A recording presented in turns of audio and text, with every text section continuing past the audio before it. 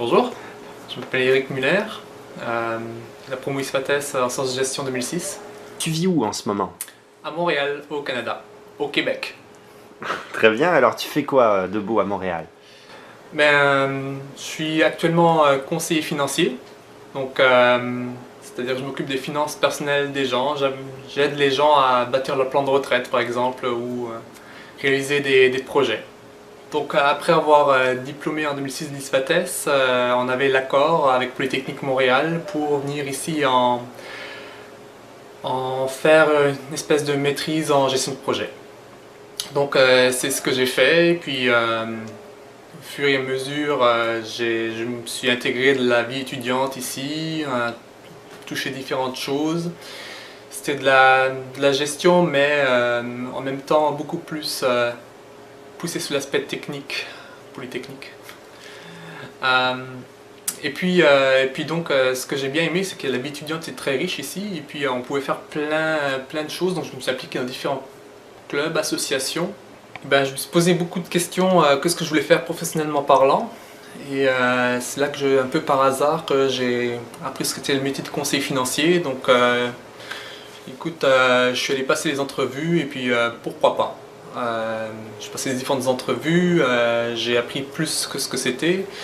Puis finalement, je me suis rendu compte que après avoir étudié, fait un bac ES, économique et gestion, une maîtrise en gestion, un détour par Polytechnique, finalement ça semblait quand même assez logique. Tu prends d'abord l'économie de façon générale, tu l'étudies, après tu étudies plus une entreprise, comment ça fonctionne, puis maintenant je suis rendu à un individu, donc finalement il y a une continuité pareille. Chacun a ses propres défis, sa propre situation,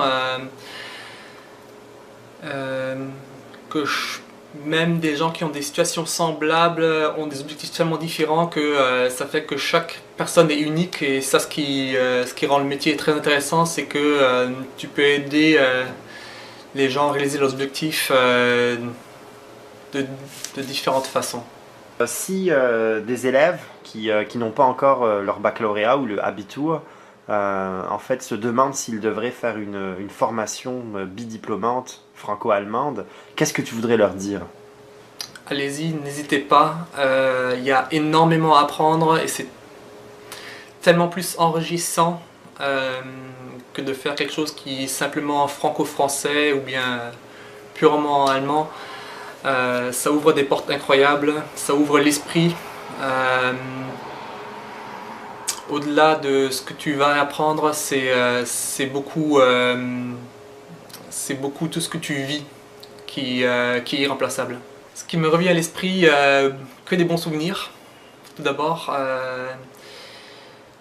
de mon vécu, il y avait l'Unicup 2006, un projet que j'ai eu la chance d'organiser. C'est l'idée, le concept, c'était de faire un tournoi de foot franco-allemand, et puis après on a généralisé ça, on a encore intégré des gens du Luxembourg. Donc c'est devenu la première édition internationale, une espèce de mini Coupe du Monde. Donc quand t'aimes bien le foot, t'aimes bien gérer des choses, organiser des choses, c'était parfait, beaucoup de fun. Okay. C'était un bon succès, je pense.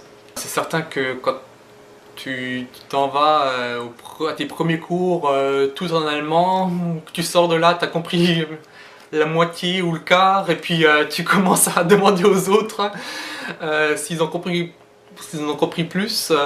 Finalement tu te rends compte qu'on est tous on passe tous par les mêmes épreuves, et c'est ce qui renforce notre vécu commun. Bonne soirée à tout le monde!